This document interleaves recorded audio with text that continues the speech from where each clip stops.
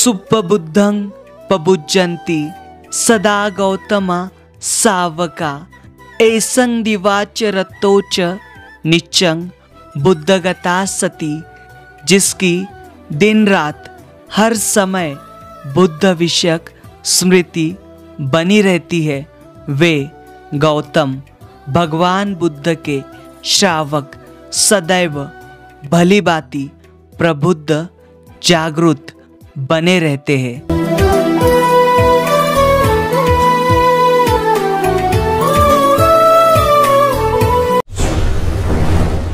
स्वागत है आपका बोधिसत्व के मीलों मील की ऐतिहासिक यात्रा में, जो आपको वैभव संपन्न अतीत से परिचय कराती है।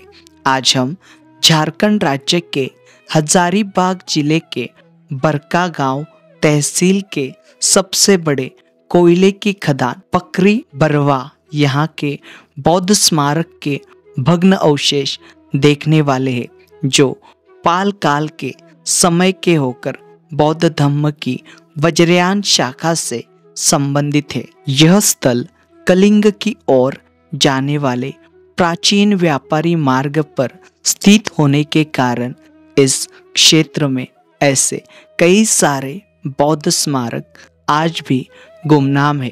यह प्राचीन व्यापारी मार्ग गुप्तों के समय पर विकसित हुआ था, जिस कारण हजारीबाग के सीतागढ़ समेत पकरी बरवा यहाँ पर गुप्तों और पालों के अवशेष दिखाई पड़ते हैं। यह स्थल हजारीबाग से 20 किलोमीटर की दूरी पर और रांची से 80 किलोमीटर की दूरी पर स्थित है। हम आए हुए हैं झारखंड राज्य के हजारीबाग जिले के बरगांव यहाँ के तहसील में, और ये बड़ा गांव है। यहाँ पर देखिए, ये जो स्थली आप देख पा रहे हो, इसे यहाँ पर पकरी बरवादी नाम से जानी जाती है स्थली। और यहाँ पर ये पूरा जो एरिया है, ये कोल माइन का एरिया है और डिफेंस का एरिया है। उसके बीचों बीच यहाँ पर ये झाड़ियों में स्थली आप देख पा रहे हो। यहाँ पर अभी देखिए, ये एक छोटा सा टीला, ये है पहाड़ है। इस पहाड़ी के ऊपर यहाँ पर ये जो स्थली है ये स्थित है। देखिए, हम यहाँ पर इससे खोजते हैं, और साथ ही साथ देखिए, ये जो स्थली में मेगालिथ के भी अवशेष हैं। यानी यहाँ पर प्राचीन काल की जो मेगालिथ की जो कब्रें हैं वे भी हैं, जो कि सर्कुलर शेप में रहते हैं, जिसे पत्थरों से सर्कुलर शेप दिया गया है, जिसमें प्राचीन काल में मुर्दे जो है वे गाड़े जाते थे। देखिए, ये जो स्थली है, यहाँ के स्थानिक जो लोग हैं पचपंडवा नाम से जानते हैं, या फिर इन्हें पचपंडवा नाम से पूछते हैं। आइए ऊपर। अभी फिलहाल यहाँ पर पत्ते बहुत गिरे हैं, तो यहाँ पर आगे ऊपर हम जाएंगे तो हमें ये जो स्थली है वो दिखाई देगी। यहाँ पर के जो रून्स है वो दिखाई देंगे। आइए, यहाँ पर देखिए, हजारीबाग में यहाँ पर इटखोरी, यहाँ पर बड़े संख्या में और बड़े पैमाने में प्राचीन स्मारकों के जो अवशेष है वो पाए गए। इटखोरी का जो मंदिर है, इटखोरी के मंदिर में, भद्रकाली मंदिर में, और साथ ही साथ इटखोरी के जो संग्रहालय है या फिर भद्रकाली का जो जितना भी एरिया है, वहाँ पर बड़ी संख्या में और बड़ी मात्रा में अवशेष जो है हमें दिखाई देते हैं। देखिए, यहाँ पर जिन्हें 5 पांडव कहा जाता है, या फिर जिन्हें 5 पांडव नाम से पूजा जाता है, दरअसल यहाँ पर प्राचीन काल में, हम जहाँ पर अभी खड़े हैं, यहाँ पर बहुत बड़ा स्तूप हुआ, बहुत बड़ा विहार हुआ करता था। उस विहार में यहाँ पर ये जो ओटी स्तूप देखें, यहाँ पर इस ओटी स्तूप के चारों ओर भगवान बुद्ध की जो मूर्तियाँ हैं वे अंकित है। अभी बहुत डैमेज हुए, और यहाँ पर इस स्तूपों के अवशेष देखिए, और साथ ही साथ यहाँ पर ये जो छोटे छोटे पैनल आपको दिखाई दे रहे हैं, इन पैनल के ऊपर यहाँ पर ध्यानी बुद्धों की जो मूर्तियाँ हैं वे आप देख सकते हो। और ये जो स्मारक रहा होगा, यहाँ पर पत्थरों से बनाया गया होगा। मतलब ये जो पूरी ऊंचाई आप देख पा रहे हो, इस ऊंचाई में यहाँ पर जो विहार है, इस विहार का जो निर्माण है वे किया गया था।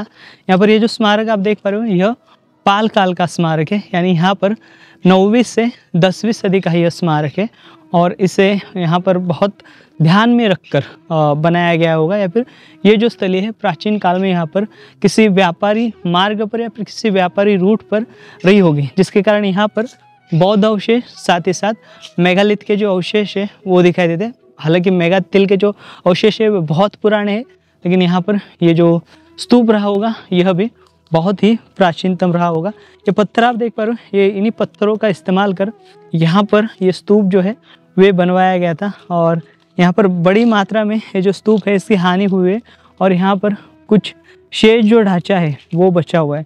यहाँ से छतावली देख पा रहे हो, या फिर यहाँ से ये जो पूरे जो आप यहाँ पर ध्यानी बुद्ध की जो मूर्तियाँ यहाँ पर इस पैनल में लगाई गई है वे आप देख पा रहे हो। तो यहाँ पर आना बहुत आसान है।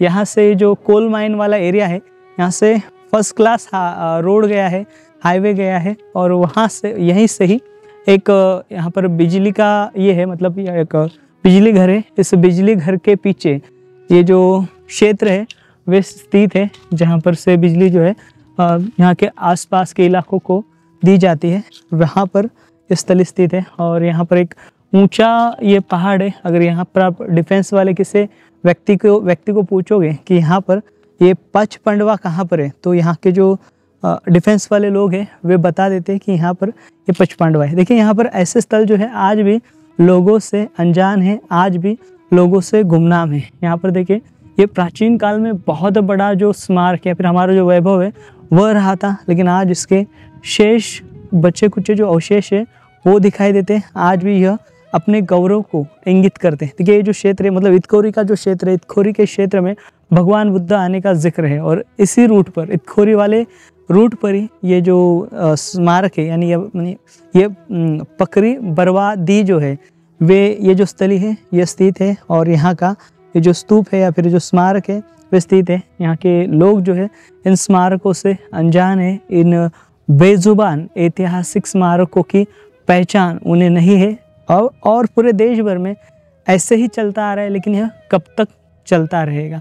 क्यों लोग अपनी विरासत के प्रति जागरूक नहीं है? क्यों लोग जो है यहाँ पर चाहे वे किसी भी धर्म के हो, चाहे वे किसी भी संप्रदाय के हुए, लेकिन उन्होंने उनको उनके संप्रदाय की शिक्षा और उनके संप्रदाय के जो स्मारक है उनकी जानकारी होनी बहुत ज़रूरी है। अगर वे सही से जानकारी होगी तो आने वाले समय में यहाँ पर इस प्रकार से जो बौद्ध धर्म की हानि हुई है ऐसे ही किसी अन्य धर्म की हानि ना हो, यह भी ख्याल हमें रखना होगा।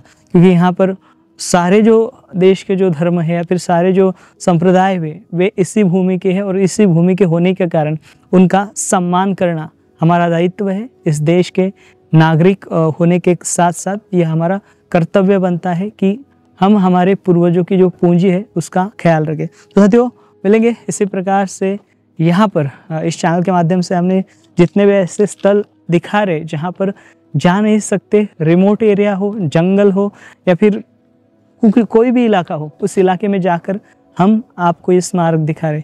इस चैनल को आपने अभी तक बहुत सहयोग किया है और आशा करता हूँ इस चैनल को आप आगे भी सहयोग करें ताकि यह जो कारवां है पूरे जम्बू द्वीप में इसी प्रकार से फूला और फैलता रहे। मिलेंगे अगले वीडियो के साथ। जय भीम, नमो बुद्धाय, जय भारत।